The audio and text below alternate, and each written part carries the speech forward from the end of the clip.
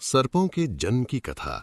शौनक जी ने प्रश्न किया, सूत नंदन उग्र श्रवा, अब तुम आस्तिक ऋषि की कथा सुनाओ, जिन्होंने जन्मेजय के सर्प सत्र में नागराज तक्षक की रक्षा की थी। तुम्हारे मुंह की कथा मिठास से भरी और सुंदर होती है। तुम अपने पिता के अनुरूप पुत्र हो, उन्हीं के समान हमें कथा सुनाओ। उग्र श्रवा जी ने कहा, आयुष्मन, मैंने अपने पिता के मुंह से आस्तिक की कथा सुनी है, वही आप लोगों को सुनाता हूं। सतयुग में दक्ष प्रजापति की दो कन्याएं थीं, कद्रु और विनता। उनका विवाह कश्यप ऋषि से हुआ था। कश्यप अपनी धर्म पत्नियों से प्रसन्न होकर बोले, तुम्हारी जो इच्छा हो वर मांग लो। कद्रु ने कहा, 1000 समान तेजस्वी नाग मेरे पुत्र हों। विनता बोली, तेज, शरीर और बल विक्रम में कद्रु के पुत्रों से श्रेष्ठ केवल 2 ही पुत्र मुझे प्राप्त हों। कश्यप जी ने एवमस्तु कहा, दोनों प्रसन्न हो गईं। सावधानी से गर्भ रक्षा की आज्ञा देकर कश्यप जी वन में चले गए। समय आने पर कद्रु ने 1000 और विनता ने 2 अंडे दिए। दासियों ने प्रसन्न होकर गर्म बर्तनों में उन्हें रख दिया। 500 वर्ष पूरे होने पर कद्रु के तो 1000 पुत्र निकल आए, परंतु विनता के 2 बच्चे नहीं निकले। विनता ने अपने हाथ एक अंडा फोड़ डाला। उस अंडे का शिशु आधे शरीर से तो पुष्ट हो गया था, परंतु उसका नीचे का आधा शरीर अभी कच्चा था। नवजात शिशु ने क्रोधित होकर अपनी माता को शाप दिया, मां, तूने लोभवश मेरे अधूरे शरीर को ही निकाल लिया है, इसलिए तू अपनी उसी सौत की 500 वर्ष तक दासी रहेगी जिससे डाह करती है। यदि मेरी तरह तूने दूसरे अंडे को भी फोड़कर उसके बालक को अंगहीन या विकृतांग न किया तो वही तुझे इस शाप से मुक्त करेगा। यदि तेरी ऐसी इच्छा है कि मेरा दूसरा बालक बलवान हो तो धैर्य के साथ 500 वर्ष तक और प्रतीक्षा कर। इस प्रकार शाप देकर वो बालक आकाश में उड़ गया और सूर्य का सारथी बना। प्रातःकालीन लालिमा उसी की झलक है। उस बालक का नाम अरुण हुआ। एक बार कद्रु और विनता दोनों बहनें एक साथ ही घूम रही थीं कि उन्हें पास ही उच्चय श्रवा नाम का घोड़ा दिखाई दिया। ये अश्वरत्न अमृत मंथन के समय उत्पन्न हुआ था और समस्त अश्वों में श्रेष्ठ, बलवान, विजयी, सुंदर, अजर, दिव्य एवं सब शुभ लक्षणों से युक्त था। उसे देखकर वे दोनों आपस में उसका वर्णन करने लगीं। शौनक जी ने पूछा, सूत नंदन, देवताओं ने अमृत मंथन किस स्थान पर और क्यों किया था? अमृत मंथन के समय उच्चई श्रवा घोड़ा किस प्रकार उत्पन्न हुआ? उग्र श्रवाजी महर्षि शौनक का ये प्रश्न सुनकर उनसे अमृत मंथन की कथा कहने लगे। समुद्र मंथन और अमृत आदि की प्राप्ति। उग्र श्रवाजी ने कहा, शौनक आदि ऋषियों, मेरु नाम का एक पर्वत है। वो इतना चमकीला है मानो तेज की राशि हो। उसकी सुनहली चोटियों की चमक के सामने सूर्य की प्रभा फीकी पड़ जाती है। वे गगनचुंबी चोटियां रत्नों से खचित हैं। उन्हीं में से एक पर देवता लोग इकट्ठे होकर अमृत प्राप्ति के लिए सलाह करने लगे। उनमें भगवान नारायण और ब्रह्मा जी भी थे। नारायण ने देवताओं से कहा, देवता और असुर मिलकर समुद्र मंथन करें। इस मंथन के फलस्वरूप अमृत की प्राप्ति होगी। देवताओं ने भगवान नारायण के परामर्श से मंदराचल को उखाड़ने की चेष्टा की। वो मंदराचल मेघों के समान ऊंची चोटियों से युक्त 11,000 योजन ऊंचा और उतना ही नीचे धंसा हुआ था। जब सब देवता पूरी शक्ति लगाकर भी उसे नहीं उखाड़ सके, तब उन्होंने विष्णु भगवान और ब्रह्मा जी के पास जाकर प्रार्थना की, भगवन, आप दोनों हम लोगों के कल्याण के लिए मंदराचल को उखाड़ने का उपाय कीजिए और हमें कल्याणकारी ज्ञान दीजिए। देवताओं की प्रार्थना सुनकर श्री नारायण और ब्रह्मा जी ने शेषनाग को मंदराचल उखाड़ने के लिए प्रेरित किया।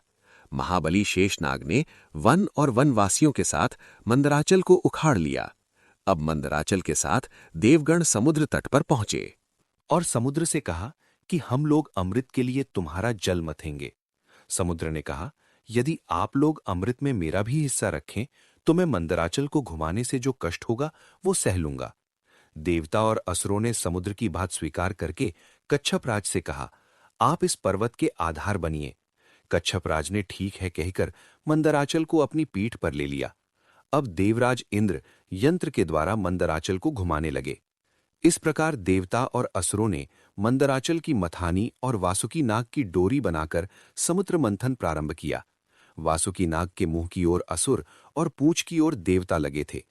बार बार खींचे जाने के कारण वासुकी नाग के मुख से धुएं और अग्नि ज्वाला के साथ सांस निकलने लगी। वो सांस थोड़ी ही देर में मेघ बन जाती और वो मेघ थके मांदे देवताओं पर जल बरसाने लगता। पर्वत के शिखर से पुष्पों की झड़ी लग गई। महामेघ के समान गंभीर शब्द होने लगा। पहाड़ पर के वृक्ष आपस में टकराकर गिरने लगे। उनकी रगड़ से आग लग गई। इंद्र ने मेघों के द्वारा जल बरसवाकर उसे शांत किया। वृक्षों के दूध और औषधियों के रस चू चू कर समुद्र में आने लगे। औषधियों के अमृत के समान प्रभावशाली रस और दूध तथा सुवर्णमय मंदराचल की अनेकों दिव्य प्रभा वाली मणियों से चूने वाले जल के स्पर्श से ही देवता अमरत्व को प्राप्त होने लगे। उन उत्तम रसों के सम्मिश्रण से समुद्र का जल दूध बन गया और दूध से घी बनने लगा। देवताओं ने मथते मथते थक कर ब्रह्मा जी से कहा, भगवान नारायण के अतिरिक्त सभी देवता और असुर थक गए हैं। समुद्र मथते मथते इतना समय बीत गया, परंतु अब तक अमृत नहीं निकला। ब्रह्मा जी ने भगवान विष्णु से कहा, भगवान आप इन्हें बल दीजिए, आप ही इनके एकमात्र आश्रय हैं। विष्णु भगवान ने कहा, जो लोग इस कार्य में लगे हुए हैं मैं उन्हें बल दे रहा हूं।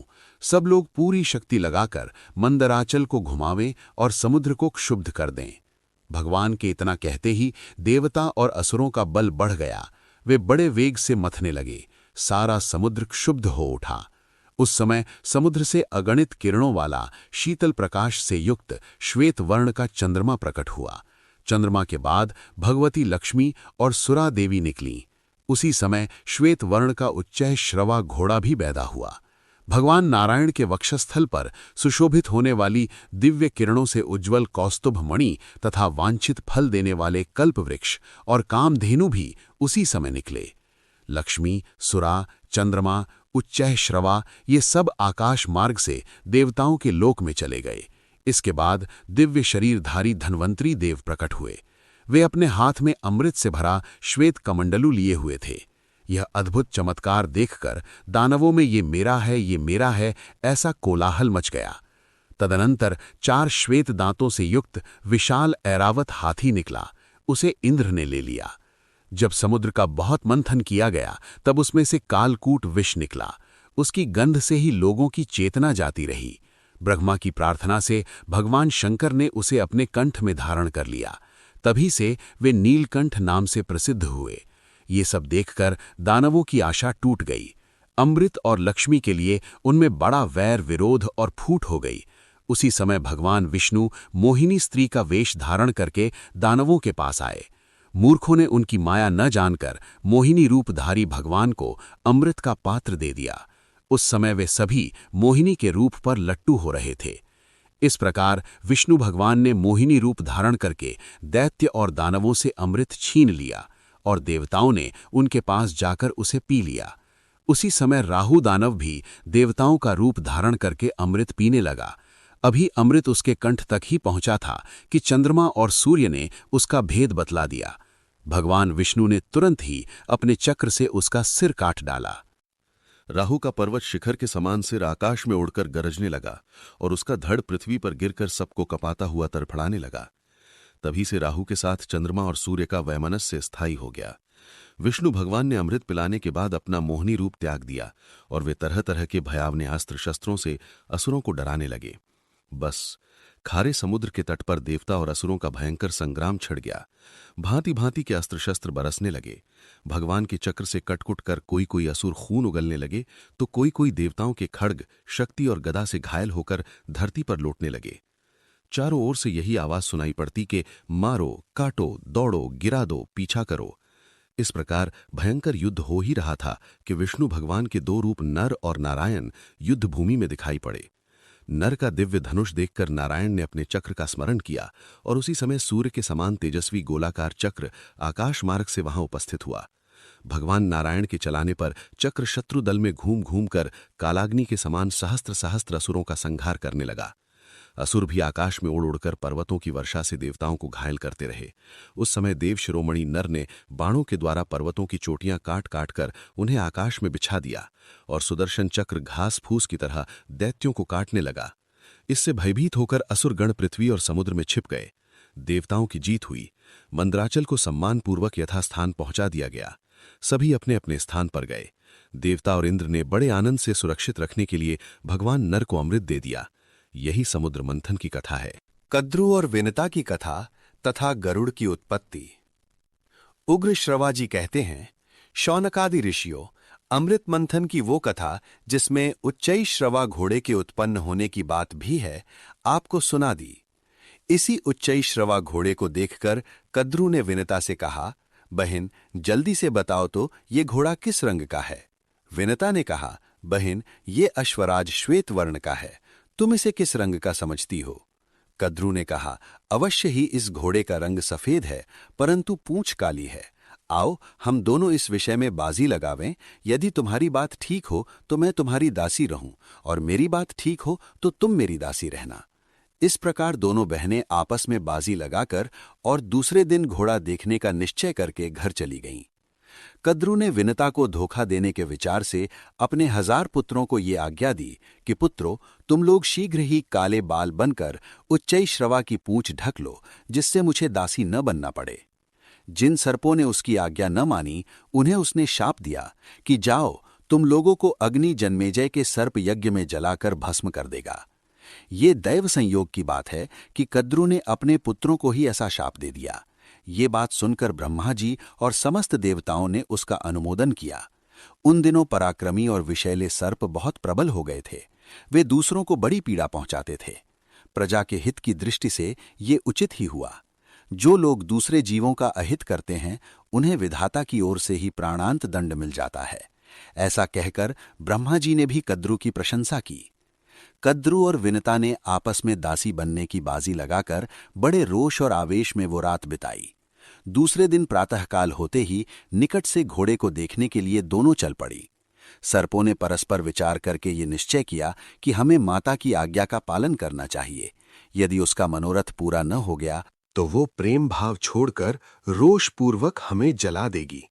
यदि इच्छा पूरी हो जाएगी तो प्रसन्न होकर हमें अपने शाप से मुक्त कर देगी। इसलिए चलो हम लोग घोड़े की पूंछ को काली कर दें। ऐसा निश्चय करके वे उच्चय श्रवा की पूंछ से बाल बनकर लिपट गए, जिससे वो काली जान पड़ने लगी। इधर कद्रु और विनता बाजी लगाकर आकाश मार्ग से समुद्र को देखते देखते दूसरे पार जाने लगीं। दोनों ही घोड़े के पास पहुंचकर नीचे उतर पड़ीं। उन्होंने देखा कि घोड़े का सारा शरीर तो चंद्रमा की किरणों के समान उज्ज्वल है, परंतु पूंछ काली है। ये देखकर विनता उदास हो गई। कद्रु ने उसे अपनी दासी बना लिया। समय पूरा होने पर महातेजस्वी गरुड़ माता की सहायता के बिना ही अंडा फोड़कर उससे बाहर निकल आए। उनके तेज से दिशाएं प्रकाशित हो गईं। उनकी शक्ति, गति, दीप्ति और वृद्धि विलक्षण थी। नेत्र बिजली के समान पीले और शरीर अग्नि के समान तेजस्वी। वे जन्मते ही आकाश में बहुत ऊपर उड़ गए। उस समय वे ऐसे जान पड़ते थे मानो दूसरा बड़वानल ही हो। देवताओं ने समझा अग्निदेव ही इस रूप में बढ़ रहे हैं। उन्होंने विश्वरूप अग्नि की शरण में जाकर प्रणाम पूर्वक कहा, अग्निदेव, आप अपना शरीर मत बढ़ाइए। क्या आप हमें भस्म कर डालना चाहते हैं? देखिए, देखिए, आपकी ये तेजोमयी मूर्ति हमारी ओर बढ़ती आ रही है। अग्नि ने कहा, देवगण, ये मेरी मूर्ति नहीं है। ये विनता नंदन परम तेजस्वी पक्षीराज गरुड़ हैं। इन्हीं को देखकर आप लोगों को भ्रम हुआ है। ये नागों के नाशक, देवताओं के हितैषी और आसुरों के शत्रु हैं। आप इनसे भयभीत न हों, मेरे साथ चलकर इनसे मिल लें। अग्नि के साथ जाकर देवता और ऋषियों ने गरुड़ की स्तुति की। देवता और ऋषियों की स्तुति सुनकर गरुड़ जी ने कहा, मेरे भयंकर शरीर को देखकर जो लोग घबरा गए थे, वे अब भयभीत न हों। मैं अपने शरीर को छोटा और तेज को कम कर लेता हूं। सब लोग प्रसन्नता पूर्वक लौट गए। एक दिन विनीत विनता अपने पुत्र के पास बैठी हुई थी। कद्रु ने उसे बुलाकर कहा, मुझे समुद्र के भीतर नागों का एक दर्शनीय स्थान देखना है, वहां तू मुझे ले चल। अब विनता ने कद्रु को और गरुड़ जी ने माता की आज्ञा से सर्पों को अपने कंधों पर बैठा लिया और उनके अभीष्ट स्थान को चले। गरुड़ जी बहुत ऊपर सूर्य के निकट से चल रहे थे। तीक्ष्ण गर्मी के कारण सर्प बेहोश हो गए। कद्रू ने इंद्र की प्रार्थना करके सारे आकाश को मेघमंडल से आच्छादित करा दिया। वर्षा हुई, सब सर्प सुखी हो गए। उन्होंने अभीष्ट स्थान पर पहुंचकर लवण सागर, मनोहर वन आदि देखा, यथेष्ट विहार किया और खूब खेल कूद कर गरुड़ से कहा, तुमने तो आकाश में उड़ते समय बहुत से सुंदर सुंदर द्वीप देखे होंगे, अब हमें और किसी द्वीप में ले चलो। गरुड़ कुछ चिंता में पड़ गए। उन्होंने सोच विचार कर अपनी माता से पूछा कि माँ, मुझे सर्पों की आज्ञा का पालन क्यों करना चाहिए? विनता ने कहा, बेटा, इन सर्पों के छल से मैं बाजी हार गई और दुर्भाग्यवश अपनी सौत कद्रू की दासी हो गई। अपनी माता के दुख से गरुड़ भी बड़े दुखी हुए। उन्होंने सर्पों से कहा, सर्पगण, ठीक ठीक बताओ, मैं तुम्हें कौन सी वस्तु ला दूं, किस बात का पता लगा दूं, अथवा तुम लोगों का कौन सा उपकार कर दूं जिससे मैं और मेरी माता दासत्व से मुक्त हो जाएं? सर्पों ने कहा, गरुड़, यदि तुम अपने पराक्रम से हमारे लिए अमृत ला दो तो हम तुम्हें और तुम्हारी माता को दासत्व से मुक्त कर देंगे। अमृत के लिए गरुड़ की यात्रा और गज कच्छप का वृत्तांत। उग्रा श्रवाजी कहते हैं, शौनक आदि ऋषियों, सर्पों की बात सुनकर गरुड़ ने अपनी माता विनता से कहा, माता, मैं अमृत के लिए जा रहा हूं, उसके पहले मैं ये जानना चाहता हूं कि वहां खाऊंगा क्या? विनता ने कहा, बेटा, समुद्र में निषादों की एक बस्ती है, उन्हें खाकर तुम अमृत ले आओ। एक बात का स्मरण रखना, ब्राह्मण का वध कभी न करना, वे सबके लिए अवध्य हैं। गरुड़ जी माताजी की आज्ञा के अनुसार उस द्वीप के निषादों को खाकर आगे बढ़े। गलती से एक ब्राह्मण उनके मुंह में आ गया, जिससे उनका तालू जलने लगा। उसे छोड़कर वे कश्यप जी के पास गए। कश्यप जी ने पूछा, बेटा, तुम लोग सकुशल तो हो? आवश्यकता अनुसार भोजन तो मिल जाता है ना? गरुड़ जी ने कहा, मेरी माता सकुशल है, हम भी सानंद हैं। यथेष्ट भोजन न मिलने से कुछ दुख रहता है। मैं अपनी माता को दासीपन से छुड़ाने के लिए सर्पों के कहने पर अमृत लाने के लिए जा रहा हूं। माता ने मुझे निषादों का भोजन करने के लिए कहा था, परंतु उससे मेरा पेट नहीं भरा। अब आप कोई ऐसी खाने की वस्तु बताइए जिसे खाकर मैं अमृत ला सकूं। कश्यप जी ने कहा, बेटा, यहां से थोड़ी दूर पर एक विश्वविख्यात सरोवर है, उसमें एक हाथी और एक कछुआ रहता है। वे दोनों पूर्व जन्म के भाई, परंतु एक दूसरे के शत्रु हैं। वे अब भी एक दूसरे से उलझे रहते हैं। अच्छा, उनके पूर्व जन्म की कथा सुनो। प्राचीन काल में विभावसु नामक एक बड़े क्रोधी ऋषि थे। उनका छोटा भाई था बड़ा तपस्वी, सुप्रतीक। सुप्रतीक अपने धन को बड़े भाई के साथ नहीं रखना चाहता था। वो नित्य बंटवारे के लिए कहा करता। विभावसु ने अपने छोटे भाई से कहा, सुप्रतीक, धन के मोह के कारण ही लोग उसका बंटवारा चाहते हैं और बंटवारा होने पर एक दूसरे के विरोधी हो जाते हैं। तब शत्रु भी उनके अलग अलग मित्र बन जाते हैं और भाई भाई में भेद डाल देते हैं। उनका मन फटते ही मित्र बने हुए शत्रु दोष दिखा दिखाकर वैर भाव बढ़ा देते हैं। अलग अलग होने से तत्काल उनका आधा पतन हो जाता है, क्योंकि फिर वे एक दूसरे की मर्यादा और सौहार्द का ध्यान नहीं रखते। इसी से सत्पुरुष भाइयों के अलगाव की बात को अच्छी नहीं मानते। जो लोग गुरु और शास्त्र के उपदेश पर ध्यान न देकर परस्पर एक दूसरे को संदेह की दृष्टि से देखते हैं, उनको वश में रखना कठिन है।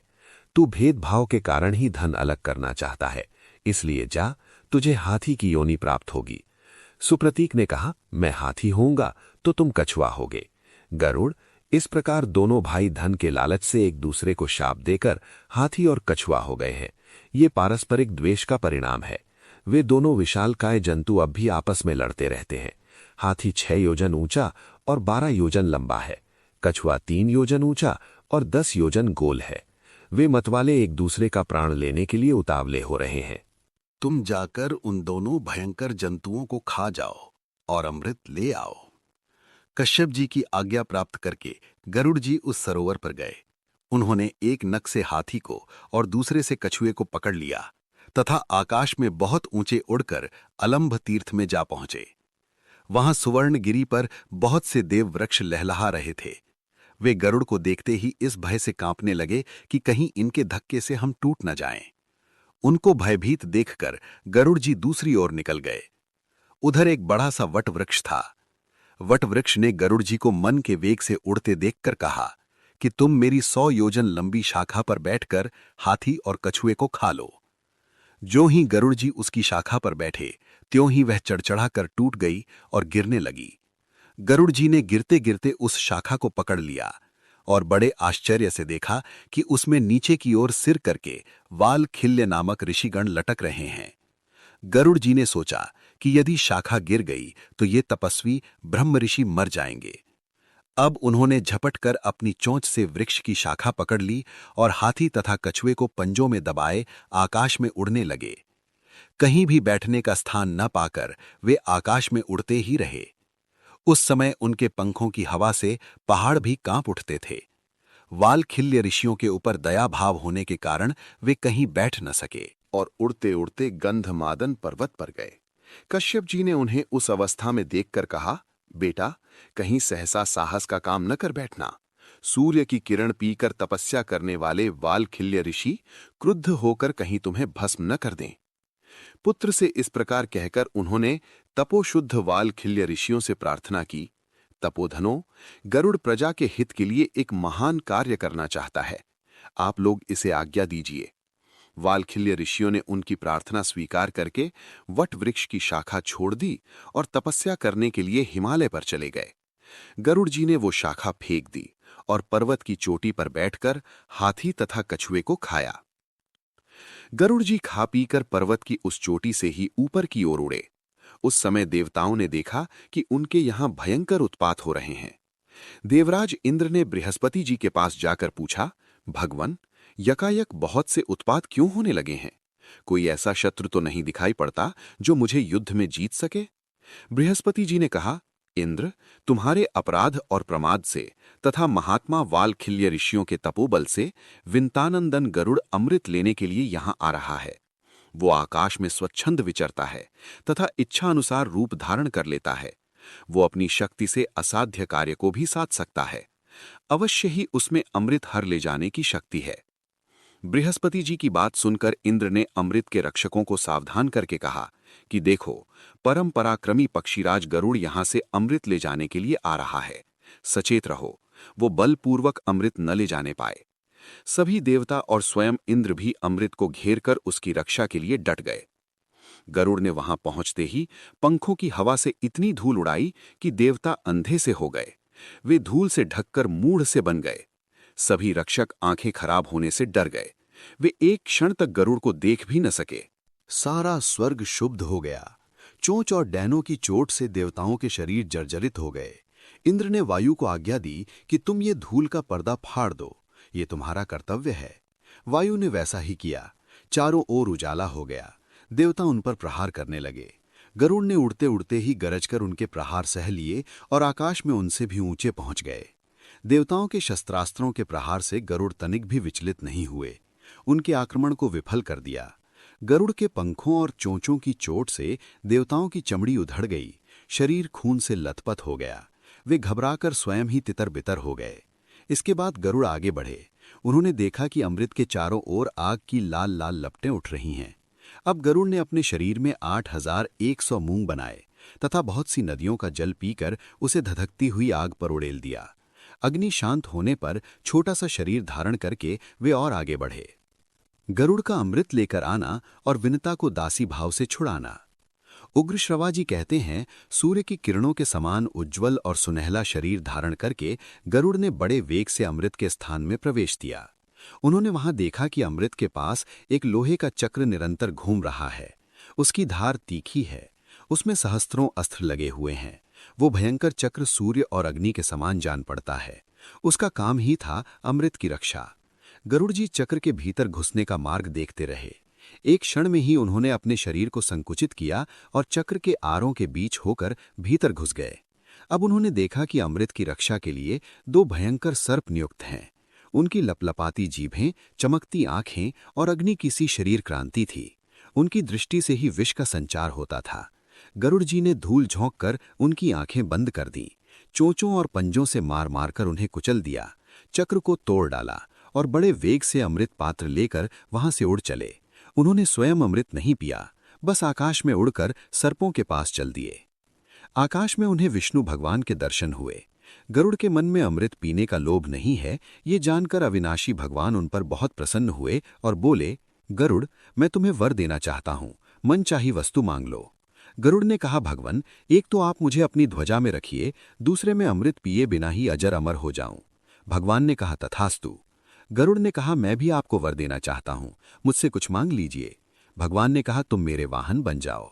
गरुड़ ने ऐसा ही होगा कहकर उनकी अनुमति से अमृत लेकर यात्रा की। अब तक इंद्र की आंखें खुल चुकी थीं। उन्होंने गरुड़ को अमृत ले जाते देख क्रोध से भरकर वज्र चलाया।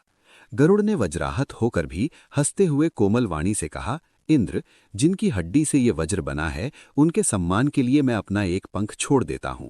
तुम उसका भी अंत नहीं पा सकोगे। वज्राघात से मुझे तनिक भी पीड़ा नहीं हुई है। गरुड़ ने अपना एक पंख गिरा दिया। उसे देखकर लोगों को बड़ा आनंद हुआ। सबने कहा, जिसका ये पंख है उस पक्षी का नाम सुपर्ण हो। इंद्र ने चकित होकर मन ही मन कहा, धन्य है ये पराक्रमी पक्षी। उन्होंने कहा, पक्षीराज, मैं जानना चाहता हूं कि तुम में कितना बल है, साथ ही तुम्हारी मित्रता भी चाहता हूं। गरुड़ ने कहा, देवराज, आपके इच्छा अनुसार हमारी मित्रता रहे। बल के संबंध में क्या बताऊं? अपने मुंह से अपने गुणों का बखान, बल की प्रशंसा सत्पुरुषों की दृष्टि में अच्छी नहीं है। आप मुझे मित्र मानकर पूछ रहे हैं तो मैं मित्र के समान ही बतलाता हूं कि पर्वत, वन, समुद्र और जल सहित सारी पृथ्वी को तथा इसके ऊपर रहने वाले आप लोगों को अपने एक पंख पर उठाकर मैं बिना परिश्रम उड़ सकता हूं। इंद्र ने कहा, आपकी बात 16 आने सत्य है। आप अब मेरी घनिष्ठ मित्रता स्वीकार कीजिए। यदि आपको अमृत की आवश्यकता न हो तो मुझे दे दीजिए। आप ये ले जाकर जिन्हें देंगे वे हमें बहुत दुख देंगे। गरुड़ जी ने कहा, देवराज, अमृत को ले जाने का एक कारण है। मैं इसे किसी को पिलाना नहीं चाहता हूं।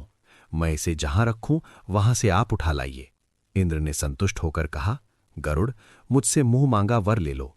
गरुड़ को सर्पों की दुष्टता और उनके छल के कारण होने वाले माता के दुख का स्मरण हो आया। उन्होंने वर मांगा, ये बलवान सर्प ही मेरे भोजन की सामग्री हूं। देवराज इंद्र ने कहा, तथास्तु। इंद्र से विदा होकर गरुड़ सर्पों के स्थान पर आए। वहीं उनकी माता भी थीं। उन्होंने प्रसन्नता प्रकट करते हुए सर्पों से कहा, ये लो, मैं अमृत ले आया, परंतु पीने में जल्दी मत करो। मैं इसे कुशों पर रख देता हूं, स्नान करके पवित्र हो लो, फिर इसे पीना। अब तुम लोगों के कथनानुसार मेरी माता दासीपन से छूट गई, क्योंकि मैंने तुम्हारी बात पूरी कर दी है। सर्पों ने स्वीकार कर लिया। जब सर्पगण प्रसन्नता से भरकर स्नान करने के लिए गए, तब इंद्र अमृत कलश उठाकर स्वर्ग में ले आए। मंगल कृत्यों से लौटकर सर्पों ने देखा तो अमृत उस स्थान पर नहीं था। उन्होंने समझ लिया कि हमने विनता को दासी बनाने के लिए जो कपट किया था उसी का ये फल है। फिर ये समझकर कि यहां अमृत रखा गया था, इसलिए संभव है इसमें उसका कुछ अंश लगा हो, सर्पों ने कुशों को चाटना शुरू किया।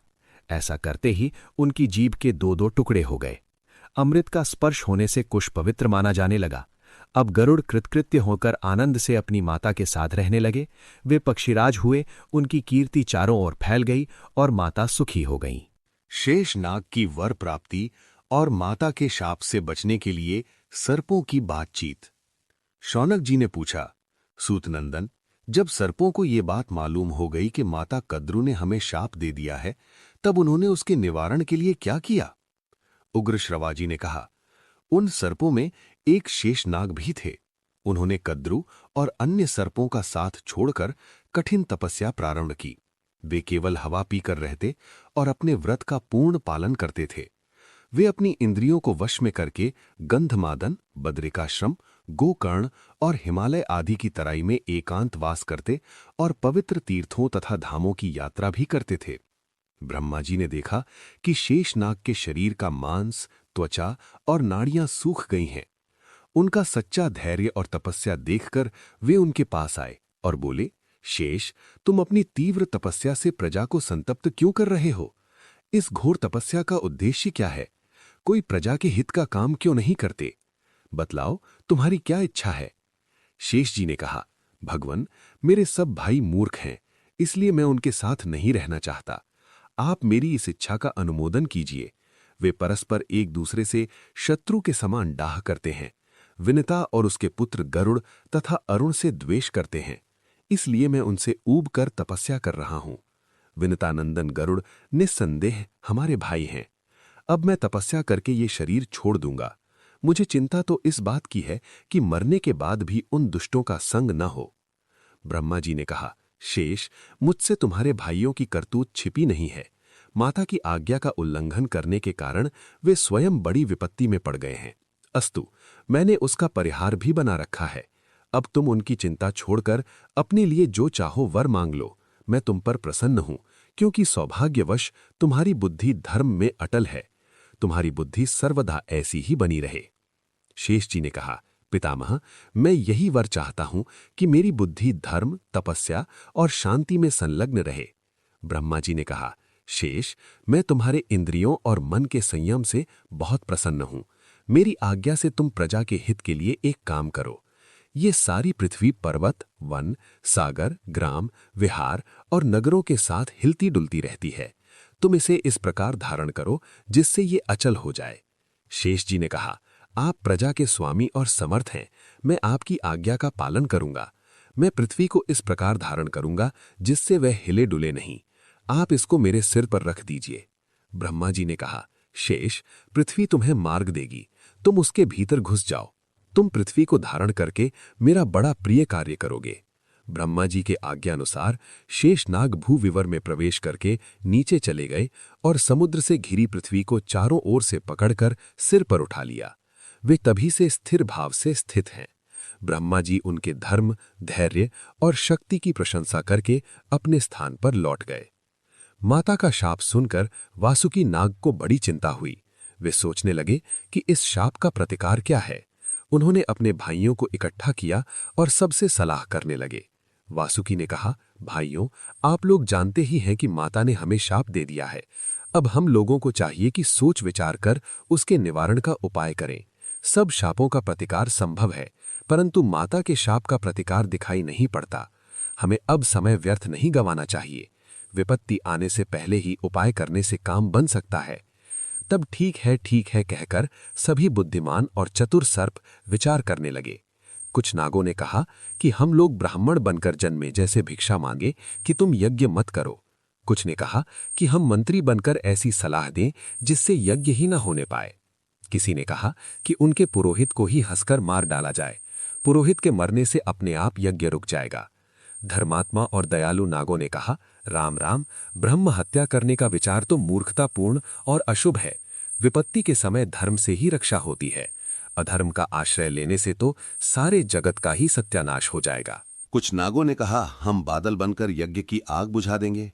कुछ बोले, हम यज्ञ की सामग्री ही चुरा लाएंगे। कुछ ने कहा, हम लाखों आदमियों को हंस लेंगे। अंत में सब ने कहा, वासुकी, हम सब तो यही सोच सकते हैं। अब आपको जो अच्छा लगे वह उपाय शीघ्र कीजिए। वासुकी ने कहा, हमें तो तुम लोगों के विचार जच रहे हैं। इन विचारों में अव्यवहार्यता बहुत अधिक है। चलो, हम लोग अपने पिता महात्मा कश्यप को प्रसन्न करें और उनकी आज्ञानुसार काम करें। जिस प्रकार हम लोगों का हित हो वही काम करना है। मैं सबसे बड़ा हूं, भलाई बुराई की जिम्मेवारी मेरे ही सिर होगी, इसलिए मैं बहुत चिंतित हो रहा हूं। उनमें एक एलापत्र नाम का नाग था। उसने सब सर्पों और वासुकी की सम्मति सुनकर कहा कि भाइयों, उस यज्ञ का रुकना अथवा जन्मेजय का मान जाना संभव नहीं है। अपने भाग्य के अपराध को भाग्य पर ही छोड़ देना चाहिए। दूसरे के आश्रय से काम नहीं चलता। इस विपत्ति से बचने के लिए मैं जो कहता हूं उसे आप लोग ध्यानपूर्वक सुनिए। जिस समय माता ने यह शाप दिया था उस समय डरकर मैं उसी की गोद में छिप गया था। वह क्रूर शाप सुनकर देवताओं ने ब्रह्मा जी के पास जाकर कहा, भगवन, कठोर हृदया कद्रू को छोड़कर ऐसी कौन स्त्री होगी जो अपने मुंह से अपनी संतान को शाप दे डाले। पितामह, स्वयं आपने भी उसके शाप का अनुमोदन ही किया, निषेध नहीं किया। इसका क्या कारण है? ब्रह्मा जी ने कहा, देवताओं, इस समय जगत में सर्प बहुत बढ़ गए हैं। वे बड़े क्रोधी, डरावने और विषैले हैं। प्रजा के हित के लिए मैंने कद्रू को रोका नहीं। इस शाप से क्षुद्र, पापी और जहरीले सर्पों का ही नाश होगा। धर्मात्मा सर्प सुरक्षित रहेंगे। और यह बात भी है कि यायावर वंश में जरत्कारु नाम के एक ऋषि होंगे। उनके पुत्र का नाम होगा आस्तीक। वही जन्मेजय का सर्प यज्ञ बंद करा सकेंगे। तब जाकर धार्मिक सर्पों का छुटकारा होगा। देवताओं के पूछने पर ब्रह्मा जी ने और भी बतलाया कि जरत्कारु की पत्नी का नाम भी जरत्कारु ही होगा। वह सर्पराज वासुकी की बहन होगी। उसके गर्भ से आस्तीक का जन्म होगा और वही सर्पों को मुक्त करेगा। इस प्रकार बातचीत करके ब्रह्मा जी और देवता अपने अपने लोक को चले गए। सो सर्पराज वासुकी, मेरे विचार से आपकी बहन जरत्कारु का विवाह उस जरत्कारु ऋषि से ही होना चाहिए। वे जिस समय भिक्षा की समान पत्नी की याचना करें, उसी समय उन्हें आप अपनी बहन दे दें। यही इस विपत्ति से रक्षा का उपाय है। एलापत्र की बात सुनकर सभी सर्पों ने प्रसन्न चित्त से कहा, ठीक है, ठीक है। तभी से वासुकी नाग बड़े प्रेम से अपनी बहन की रक्षा करने लगे। उसके थोड़े दिनों बाद ही समुद्र मंथन हुआ, जिसमें वासुकी नाग की नेति बनाई गई। इसलिए देवताओं ने वासुकी नाग को ब्रह्मा जी के पास ले जाकर फिर से वही बात कहला दी जो एलापत्र नाग ने कही थी। वासुकी ने सर्पों को जरत्कारु ऋषि की खोज में नियुक्त कर दिया और उनसे कह दिया कि जिस समय जरत्कारु ऋषि विवाह करना चाहें, उसी समय शीघ्र से शीघ्र आकर मुझे सूचित करना। हम लोगों के कल्याण का यही सुनिश्चित उपाय है। जरत्कारु ऋषि की कथा और आस्तिक का जन्म। शौनक ऋषि ने पूछा, सूतनंदन, आपने जिन जरत्कारु ऋषि का नाम लिया है, उनका जरत्कारु नाम क्यों पड़ा था? उनके नाम का अर्थ क्या है और उनसे आस्तिक का जन्म कैसे हुआ? उग्र श्रवाजी ने कहा, जरा शब्द का अर्थ है क्षय, कारु शब्द का अर्थ है दारुण। तात्पर्य ये कि उनका शरीर पहले बड़ा दारुण अर्थात हट्टा कट्टा था। पीछे उन्होंने तपस्या करके उसे जीर्ण शीर्ण और क्षीण बना लिया। इसी से उनका नाम जरत्कारु पड़ा। वासुकी नाग की बहन भी पहले वैसी ही थी। उसने भी अपने शरीर को तपस्या के द्वारा क्षीण कर लिया, इसलिए वो भी जरत्कारु कहलाई। अब आस्तिक के जन्म की कथा सुनिए। जरत्कारु ऋषि बहुत दिनों तक ब्रह्मचर्य धारण करके तपस्या में संलग्न रहे। वे विवाह करना नहीं चाहते थे। वे जप, तप और स्वाध्याय में लगे रहते तथा निर्भय होकर स्वच्छंद रूप से पृथ्वी में विचरण करते। उन दिनों परीक्षित का राजत्व काल था। मुनिवर जरत्कारु का नियम था कि जहां सायंकाल हो जाता वहीं वे ठहर जाते। वे पवित्र तीर्थों में जाकर स्नान करते और ऐसे कठोर नियमों का पालन करते जिनको पालना विषय लोलुप पुरुषों के लिए प्रायः असंभव है। वे केवल वायु पीकर निराहार रहते। इस प्रकार उनका शरीर सूख सा गया। एक दिन यात्रा करते समय उन्होंने देखा कि कुछ पितर नीचे की ओर मुंह किए एक गड्ढे में लटक रहे हैं। वे एक खस का तिनका पकड़े हुए थे और वही केवल बच भी रहा था। उस तिनके की जड़ को भी धीरे धीरे एक चूहा कुतर रहा था। पितृगण निराहार थे, दुबले और दुखी थे। जरत्कारु ने उनके पास जाकर पूछा, आप लोग जिस खस के तिनके का सहारा लेकर लटक रहे हैं, उसे एक चूहा कुतरता जा रहा है। आप लोग कौन हैं? जब इस खस की जड़ कट जाएगी तब आप लोग नीचे की ओर मुंह किए गड्ढे में गिर जाएंगे। आप लोगों को इस अवस्था में देखकर मुझे बड़ा दुख हो रहा है। मैं आपकी क्या सेवा करूं? आप लोग मेरी तपस्या के चौथे, तीसरे अथवा आधे भाग से इस विपत्ति से बचाए जा सकें तो बतलावें। और तो क्या, मैं अपनी सारी तपस्या का फल देकर भी आप लोगों को बचाना चाहता हूं। आप आज्ञा कीजिए। पितरों ने कहा, आप बूढ़े ब्रह्मचारी हैं, हमारी रक्षा करना चाहते हैं, परंतु हमारी विपत्ति तपस्या के बल से नहीं टल सकती। तपस्या का फल तो हमारे पास भी है, परंतु वंश परंपरा के नाश के कारण हम पुण्य लोकों से नीचे गिर गए हैं। हम लोग यायावर नामक ऋषि हैं। वंश परंपरा क्षीण हो जाने से हम पुण्य लोकों से नीचे गिर गए हैं। हमारे वंश में अब केवल एक ही व्यक्ति रह गया है, वो भी नहीं के बराबर है। हमारे अभाग्य से वो तपस्वी हो गया है। उसका नाम जरत्कारु है। वो वेद वेदांगों का विद्वान तो है ही, संयमी, उदार और व्रतशील भी है। उसने तपस्या के लोभ से हमें संकट में डाल दिया है। उसके कोई भाई बंधु अथवा पत्नी पुत्र नहीं है। इसी से हम लोग बेहोश होकर अनाथ की तरह गड्ढे में लटक रहे हैं। यदि वो आपको कहीं मिले तो उससे इस प्रकार कहना, जरत्कारु, तुम्हारे पितर नीचे मुंह करके गड्ढे में लटक रहे हैं। तुम विवाह करके संतान उत्पन्न करो। अब हमारे वंश के तुम ही एक आश्रय हो। ब्रह्मचारी जी, ये जो आप खस की जड़ देख रहे हैं, यही हमारे वंश का सहारा है। हमारी वंश परंपरा के जो लोग नष्ट हो चुके हैं, वे ही इसकी कटी हुई जड़ें हैं। ये अधकटी जड़ ही जरत्कारु है।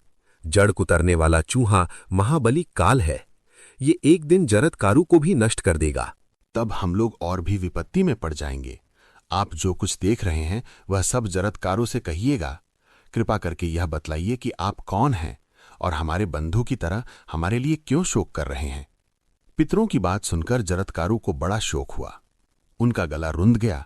उन्होंने गदगद वाणी से अपने पितरों से कहा, आप लोग मेरे ही पिता और पितामह हैं। मैं आप लोगों का अपराधी पुत्र जरत्कारु हूं। आप लोग मुझ अपराधी को दंड दीजिए और मेरे करने योग्य काम बतलाइए। पितरों ने कहा, बेटा, यह बड़े सौभाग्य की बात है कि तुम संयोगवश यहां आ गए। भला बतलाओ तो, तुमने अब तक विवाह क्यों नहीं किया? जरत्कारु ने कहा, पितृगण, मेरे हृदय में यह बात निरंतर घूमती रहती थी कि मैं अखंड ब्रह्मचर्य का पालन करके स्वर्ग प्राप्त करूं। मैंने अपने मन में यह दृढ़ संकल्प ले लिया था कि मैं कभी विवाह नहीं करूंगा, परंतु आप लोगों को उल्टे लटकते देखकर मैंने अपना ब्रह्मचर्य का निश्चय पलट दिया है। अब मैं आप लोगों के लिए निस्संदेह विवाह करूंगा। यदि मुझे मेरे ही नाम की कन्या मिल जाएगी और वह भी भिक्षा की तरह, तो मैं उसे पत्नी के रूप में स्वीकार कर लूंगा, परंतु उसके भरण पोषण का भार नहीं उठाऊंगा। ऐसी सुविधा मिलने पर ही मैं विवाह करूंगा, अन्यथा नहीं। आप लोग चिंता मत कीजिए, आपके कल्याण के लिए मुझसे पुत्र होगा और आप परलोक में सुख से रहेंगे। जरत्कारु अपने पितरों से इस प्रकार कहकर पृथ्वी पर विचरने लगे, परंतु एक तो उन्हें बूढ़ा समझकर कोई उनसे अपनी कन्या ब्याहना नहीं चाहता था और दूसरे उनके अनुरूप कन्या मिलती भी नहीं थी। वे निराश होकर वन में गए और पितरों के हित के लिए 3 बार धीरे धीरे बोले, मैं कन्या की याचना करता हूं। यहां जो भी चर अचर अथवा गुप्त या प्रकट प्राणी हैं, वे मेरी बात सुने। मैं पितरों का दुख मिटाने के लिए उनकी प्रेरणा से कन्या की भीख मांग रहा हूं। जिस कन्या का नाम मेरा ही हो, जो भिक्षा की तरह मुझे दी जाए और जिसके भरण पोषण का भार मुझ पर न रहे, ऐसी कन्या मुझे प्रदान करो। वासुकी नाग के द्वारा नियुक्त सर्प जरत्कारु की बात सुनकर नागराज के पास गए और उन्होंने चटपट अपनी बहिन लाकर भिक्षा रूप से जरत्कारु ऋषि को समर्पित की। जरत्कारु ऋषि ने उसके नाम और भरण पोषण की बात जाने बिना अपनी प्रतिज्ञा के विपरीत उसे स्वीकार नहीं किया और वासुकी से पूछा कि इसका क्या नाम है, और साथ ही ये भी कहा कि मैं इसका भरण पोषण नहीं करूंगा। वासुकी नाग ने कहा, इस तपस्विनी कन्या का नाम भी जरत्कारु है और ये मेरी बहन है। मैं इसका भरण पोषण और रक्षण करूंगा। आपके लिए ही मैंने इसे अब तक रख छोड़ा है। जरत्कारु ऋषि ने कहा, मैं इसका भरण पोषण नहीं करूंगा, ये शर्त तो हो ही चुकी। इसके अतिरिक्त एक शर्त ये है कि ये कभी मेरा अप्रिय कार्य न करे। करेगी तो मैं इसे अवश्य छोड़ दूंगा। जब नागराज वासुकी ने उनकी शर्त स्वीकार कर ली, तब वे उनके घर गए। वहां विधिपूर्वक विवाह संस्कार संपन्न हुआ। जरत्कारु ऋषि अपनी पत्नी जरत्कारु के साथ वासुकी नाग के श्रेष्ठ भवन में रहने लगे। उन्होंने अपनी पत्नी को भी अपनी शर्त की सूचना दे दी कि मेरी रुचि के विरुद्ध न तो कुछ करना और न कहना। वैसा करोगी तो मैं तुम्हें छोड़कर चला जाऊंगा।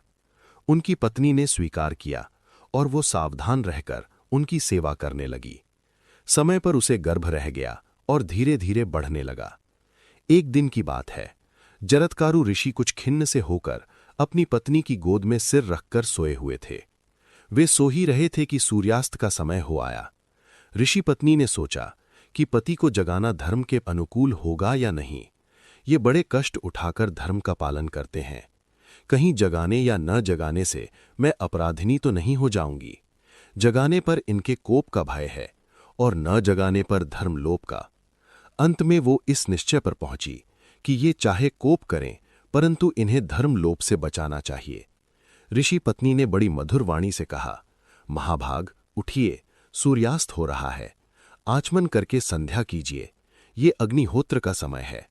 पश्चिम दिशा लाल हो रही है। ऋषि जरत्कारु जगे। क्रोध के मारे उनका होंठ कांपने लगा। उन्होंने कहा, सर्पिणी, तूने मेरा अपमान किया है। अब मैं तेरे पास नहीं रहूंगा। जहां से आया हूं वहीं चला जाऊंगा। मेरे हृदय में ये दृढ़ निश्चय है कि मेरे सोते रहने पर सूर्य अस्त नहीं हो सकते थे। अपमान के स्थान पर रहना अच्छा नहीं लगता। अब मैं जाऊंगा। अपने पति की हृदय में कपकपी पैदा करने वाली बात सुनकर ऋषि पत्नी ने कहा, भगवन, मैंने अपमान करने के लिए आपको नहीं जगाया है।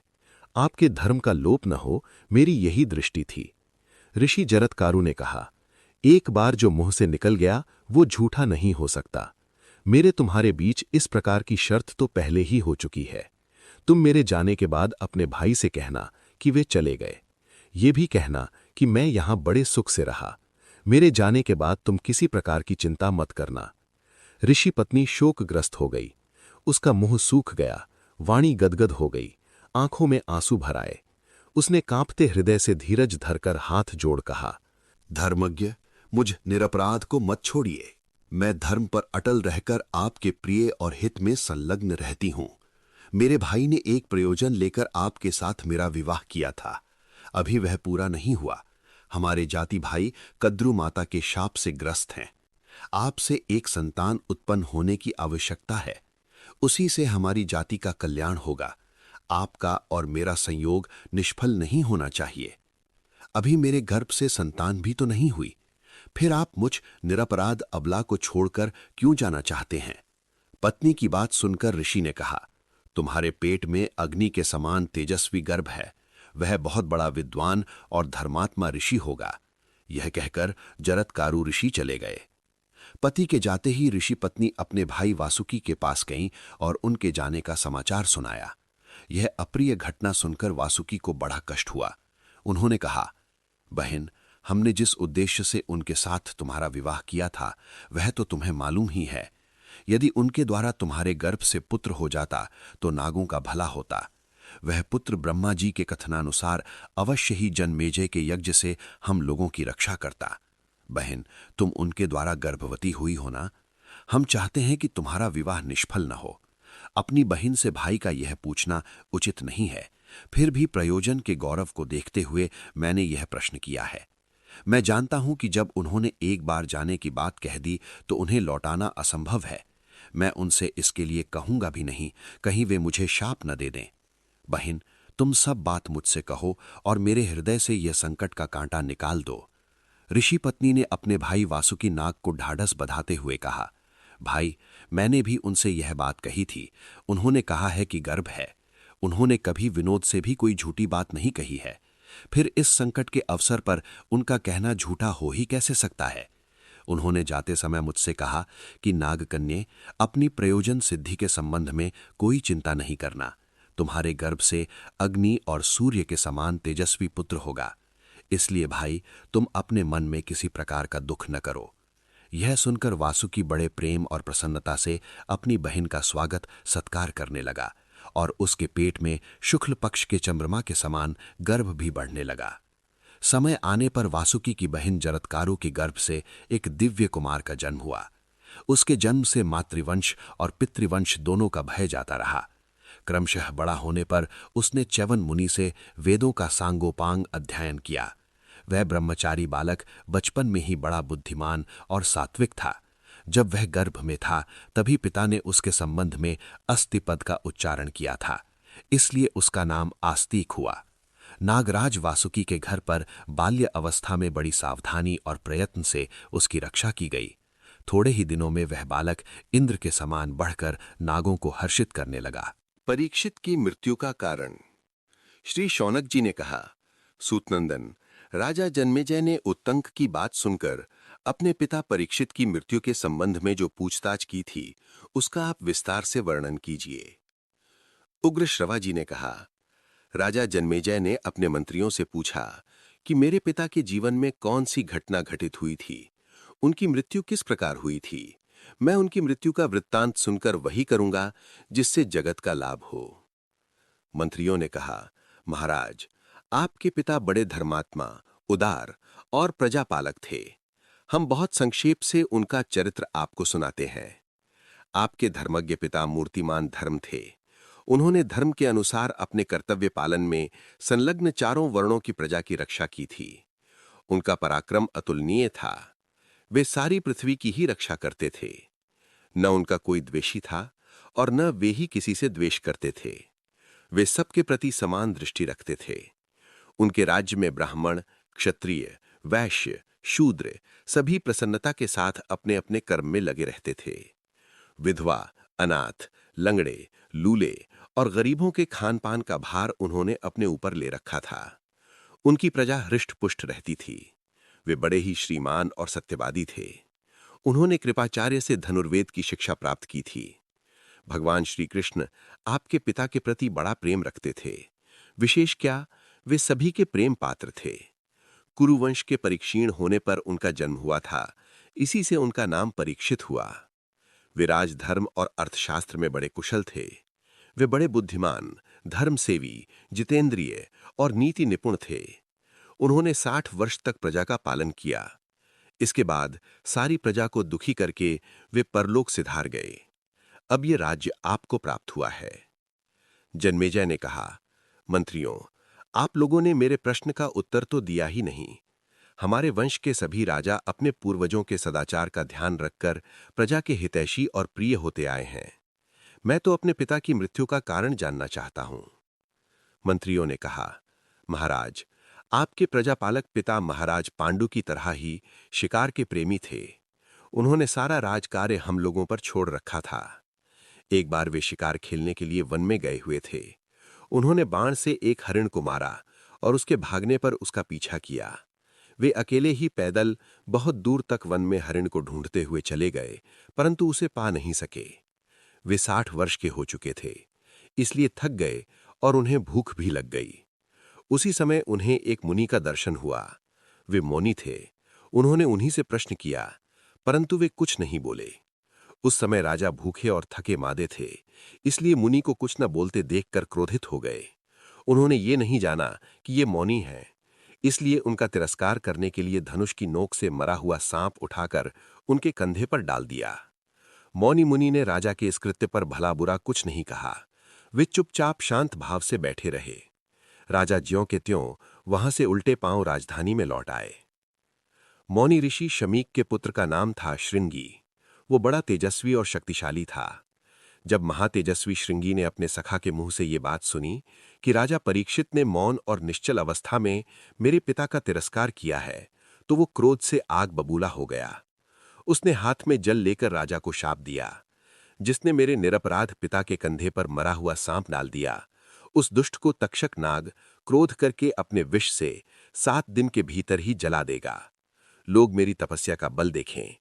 इस प्रकार शाप देकर श्रृंगी अपने पिता के पास गया और सारी बात कह सुनाई। शमीक मुनि ने यह सब सुनकर अच्छा नहीं समझा तथा आपके पिता के पास अपने शीलवान और गुणी शिष्य गौरमुख को भेजा। गौरमुख ने आकर आपके पिता से कहा, हमारे गुरुदेव ने आपके लिए ये संदेश भेजा है कि राजन, मेरे पुत्र ने आपको शाप दे दिया है, आप सावधान हो जाएं। तक्षक अपने विष से 7 दिन के भीतर ही आपको जला देगा। आपके पिता सावधान हो गए। 7वें दिन जब तक्षक आ रहा था, तब उसने काश्यप नामक ब्राह्मण को देखा। उसने पूछा, ब्राह्मण देवता, आप इतनी शीघ्रता से कहां जा रहे हैं और क्या करना चाहते हैं? काश्यप ने कहा, जहां आज राजा परीक्षित को तक्षक सांप जलावेगा, वहीं जा रहा हूं। मैं उन्हें तुरंत जीवित कर दूंगा। मेरे पहुंच जाने पर तो सर्प उन्हें जला भी नहीं सकेगा। तक्षक ने कहा, मैं ही तक्षक हूं। आप मेरे डसने के बाद उस राजा को क्यों जीवित करना चाहते हैं? मेरी शक्ति देखिए, मेरे डसने के बाद आप उसे जीवित नहीं कर सकेंगे। ये कहकर तक्षक ने एक वृक्ष को डस लिया। उसी क्षण वो वृक्ष जलकर खाक हो गया। काश्यप ब्राह्मण ने अपनी विद्या के बल से उस वृक्ष को उसी समय हरा भरा कर दिया। अब तक्षक ब्राह्मण देवता को प्रलोभन देने लगा। उसने कहा, जो चाहो मुझसे ले लो। ब्राह्मण ने कहा, मैं तो धन के लिए वहां जा रहा हूं। तक्षक ने कहा, तुम उस राजा से जितना धन लेना चाहते हो मुझसे ले लो और यहीं से लौट जाओ। तक्षक के ऐसा कहने पर काश्यप ब्राह्मण मुंह मांगा धन लेकर लौट गए। उसके बाद तक्षक छल से आया और उसने आपके महल में बैठे एवं सावधान धार्मिक पितों को विष की आग से भस्म कर दिया। तदनंतर आपका राज्याभिषेक संपन्न हुआ। ये कथा बड़ी दुखद है, फिर भी आपकी आज्ञा से हमने सब सुना दिया है। तक्षक ने आपके पिता को डसा है और उत्तंक ऋषि को भी बहुत परेशान किया है। आप जैसा उचित समझें करें। जन्मेजय ने कहा, मंत्रियों, तक्षक के डसने से वृक्ष का राख की ढेरी हो जाना और फिर उसका हरा हो जाना बड़े आश्चर्य की बात है। ये बात आप लोगों से किसने कही? अवश्य ही तक्षक ने बड़ा अनर्थ किया। यदि वो ब्राह्मण को धन देकर न लौटा देता तो काश्यप मेरे पिता को भी जीवित कर देते। अच्छा, मैं उसको इसका दंड दूंगा। पहले आप लोग इस कथा का मूल तो बतलाइए। मंत्रियों ने कहा, महाराज, तक्षक ने जिस वृक्ष को डसा था उस पर पहले से ही एक मनुष्य सूखी लकड़ियों के लिए चढ़ा हुआ था। ये बात तक्षक और काश्यप दोनों में से किसी को मालूम न थी। तक्षक के डसने पर वृक्ष के साथ वो मनुष्य भी भस्म हो गया था। काश्यप के मंत्र प्रभाव से वृक्ष के साथ वो भी जीवित हो गया। तक्षक और काश्यप की बातचीत उसी ने सुनी थी और वहां से आकर हम लोगों को सूचित की थी। अब आप हम लोगों का देखा सुना जानकर जो उचित हो कीजिए। सर्प यज्ञ का निश्चय और आरंभ।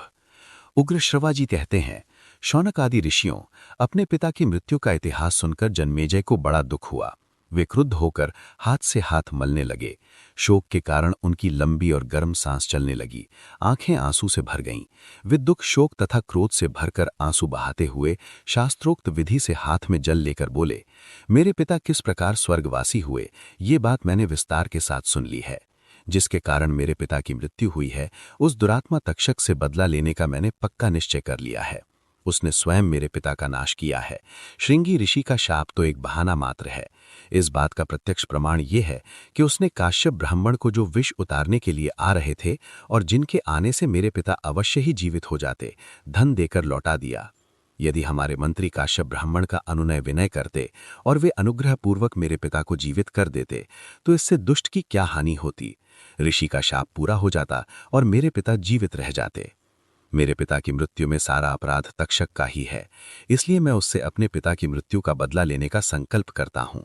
मंत्रियों ने महाराज जन्मेजय की इस प्रतिज्ञा का अनुमोदन किया। अब राजा जन्मेजय ने पुरोहित और ऋत्विजों को बुलाकर कहा, दुरात्मा तक्षक ने मेरे पिता की हिंसा की है। आप लोग ऐसा उपाय बताइए जिससे मैं बदला ले सकूं।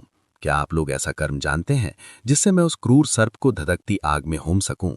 ऋत्विजों ने कहा, राजन, देवताओं ने आपके लिए पहले से ही एक महायज्ञ का निर्माण कर रखा है। ये बात पुराणों में प्रसिद्ध है और उस यज्ञ का अनुष्ठान आपके अतिरिक्त और कोई नहीं करेगा, ऐसा पौराणिकों ने कहा है और हमें उस यज्ञ की विधि मालूम है। ऋत्विजों की बात सुनकर जन्मेजय को विश्वास हो गया कि निश्चय ही अब तक्षक जल जाएगा। राजा ने ब्राह्मणों से कहा, मैं वो यज्ञ करूंगा, आप लोग इसके लिए सामग्री संग्रह कीजिए। वेदज्ञ ब्राह्मणों ने शास्त्र विधि के अनुसार यज्ञ मंडप बनाने के लिए जमीन नाप ली, यज्ञशाला के लिए श्रेष्ठ मंडप तैयार कराया तथा राजा जन्मेजय यज्ञ के लिए दीक्षित हुए। इसी समय एक विचित्र घटना घटित हुई। किसी कला कौशल के पारंगत विद्वान, अनुभवी एवं बुद्धिमान सूत ने कहा, जिस स्थान और समय में यज्ञ मंडप मापने की क्रिया प्रारंभ हुई है, उसे देखकर ये मालूम होता है कि किसी ब्राह्मण के कारण ये यज्ञ पूर्ण नहीं हो सकेगा। राजा जन्मेजय ने ये सुनकर द्वारपाल से कह दिया कि मुझे सूचना कराए बिना कोई मनुष्य यज्ञ मंडप में न आने पावे। अब सर्प यज्ञ की विधि से कार्य प्रारंभ हुआ। ऋत्विज अपने अपने काम में लग गए। ऋत्विजों की आंखें धुएं के कारण लाल लाल हो रही थीं। वे काले काले वस्त्र पहनकर मंत्रोच्चारण पूर्वक हवन कर रहे थे। उस समय सभी सर्प मन ही मन कांपने लगे। अब बेचारे सर्प तड़पते, पुकारते, उछलते, लंबी सांस लेते, पूंछ और फनों से एक दूसरे को लपेटते आग में गिरने लगे। सफेद, काले, नीले, पीले, बच्चे, बूढ़े, सभी प्रकार के सर्प चिल्लाते हुए टपाटप आग के मुंह में गिरने लगे। कोई 4 कोसद तक लंबे और कोई गाय के कान बराबर लंबे सर्प ऊपर ही ऊपर कुंड में आहुति बन रहे थे। सर्प यज्ञ में च्यवनवंशी चंड भार्गव होता थे, कौत्स उद्गाता, जैमिनी ब्रह्मा तथा शार्गरव और पिंगल अध्वर्यु थे एवं पुत्र और शिष्यों के साथ व्यास जी, उद्दालक, प्रमतक, श्वेतकेतु, असित, देवल आदि सदस्य थे। नाम ले लेकर आहुति देते ही बड़े बड़े भयानक सर्प आकर अग्निकुंड में गिर जाते थे। सर्पों की चर्बी और मेद की धाराएं बहने लगीं। बड़ी तीखी दुर्गंध चारों ओर फैल गई तथा सर्पों की चिल्लाहट से आकाश गूंज उठा।